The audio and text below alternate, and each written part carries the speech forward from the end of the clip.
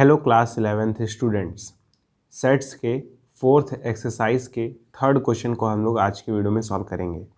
Question है, if A and B are two sets such that A is subset of B then what is A union B. ठीक है, बहुत ही अच्छा question है। Question में बोला है कि जो है ए है वो बी का सबसेट है। क्वेश्चन में क्या बोला है कि ए जो है वो बी का सबसेट है और फिर हमें ए यूनियन बी फाइंड करना है। तो मैं आपसे पूछ रहा हूँ ए यूनियन बी मतलब क्या होता है। ए यूनियन बी मतलब होता है कि ए के सारे एलिमेंट और बी के सारे एलिमेंट को एक साथ लिख देना। तो क्योंकि ए बी का सबसेट है, इसका मतलब ए के जितने भी एलिमेंट हैं वो बी के अंदर ही हैं। ए के सारे एलिमेंट बी के अंदर हैं। तो जब आप ए यूनियन बी निकालेंगे तो बी ही ना आएगा।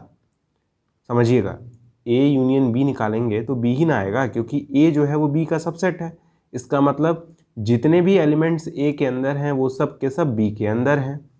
ठीक है, तो जब ए यूनियन बी निकालेंगे मतलब ए और बी के एलिमेंट्स को एक साथ लिखेंगे, तो ए के एलिमेंट्स को तो लिखने की जरूरत ही नहीं पड़ेगी ना, क्योंकि ए के जितने एलिमेंट हैं वो तो बी के अंदर हैं। ठीक है, समझिएगा, मैं एक एग्जाम्पल लेके समझा रहा हूँ। लेट्स से एक एग्जाम्पल मैं ले रहा हूँ a इक्वल्स टू 1, 2, 3। ठीक है, और b मैं ले रहा हूँ -1, फिर 1, फिर 2, फिर 3, फिर 4।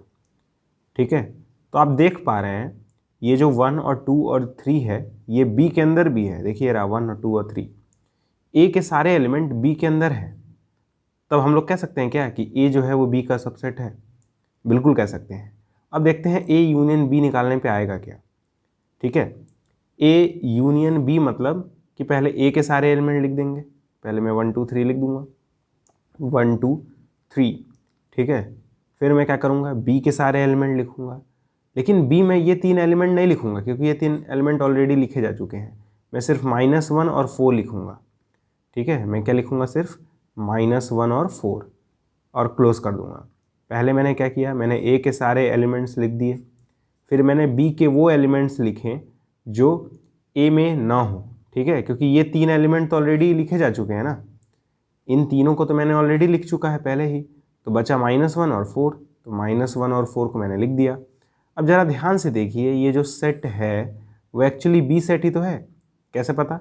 यहाँ पे -1 है तो यहाँ पे -1 है, यहाँ पे 4 है तो यहाँ पे 4 है, यहाँ पे 1 है तो यहाँ पे 1 है, यहाँ पे 2 है तो यहाँ पे 2 है, यहाँ पे 3 है तो यहाँ पे 3 है। बस ऑर्डर अलग अलग है, मतलब जिस ऑर्डर में यहाँ पे लिखा हुआ है एलिमेंट्स हैं वही ऑर्डर यहाँ पे नहीं है। लेकिन ये सेट और ये सेट एक ही ना है। तो ऐसा मैं कह सकता हूँ क्या कि ये पूरा का पूरा सेट एक्चुअली बी ही है। तो आप देख पा रहे हैं कि ए यूनियन बी करने पे क्या आ गया, बी ही आ गया। ठीक है, जब ए यूनियन बी करेंगे तो क्योंकि ए के सारे एलिमेंट बी के अंदर हैं, तो आप ए यूनियन बी लिखते वक्त सिर्फ बी के एलिमेंट लिखेंगे तो काम चल जाएगा, क्योंकि ए के सारे एलिमेंट बी के तो अंदर है ही ना। अब जरा वेन डायग्राम से समझते हैं। अगर ये ए है और ये बी है, ये अगर ए है ये बी है, तो ए यूनियन बी मतलब ये पूरा का पूरा होता है। ठीक है, लेकिन हमारे केस में हमें क्या दिया था कि ए सबसेट है बी का। इसका मतलब होता है कि अगर ये बी सेट है तो ए सेट बी के अंदर ही होगा। ठीक है, ए सेट जो होगा वो बी के अंदर ही होगा। और उस केस में जब आप ए और बी का यूनियन करेंगे, ए और बी का यूनियन करेंगे तो यही ना पूरा सेट आ जाएगा, यही ना ए यूनियन बी होगा। तो आप देख पा रहे हैं कि ये जो पूरा शेडेड एरिया है वो एक्चुअली बी का ही तो है, इसीलिए ए यूनियन बी करने पे क्या आ जाएगा, बी आ जाएगा। ठीक है, ये प्रॉपर्टी भी होती है कि अगर इफ़ ए बी का सबसेट है उस केस में ए यूनियन बी करने पर बी ही आ जाता है। ठीक है, ये प्रॉपर्टी भी है, आपको पता होनी चाहिए। लेकिन हालांकि मैंने एग्ज़ाम्पल लेके इस चीज़ को एक्सप्लेन किया है और साथ में मैंने वेन डायग्राम की मदद से भी ये समझाया है। ठीक है, और डायरेक्ट भी समझाया है, तो जो आपको मेथड अच्छा लगे वो आप समझ सकते हैं, उस मेथड से कर सकते हैं। ठीक है, अगर आपको समझ में आया तो मैं आपको एक होमवर्क दे रहा हूँ, इसको मिटा के। होमवर्क ये है, if B is subset of C और सी जो है वो सबसेट है ए का। ठीक है, एक काम करते हैं, सी जो है वो एक्चुअली सबसेट की तरह दिख रहा है, इसको मैं डी कर लेता हूँ।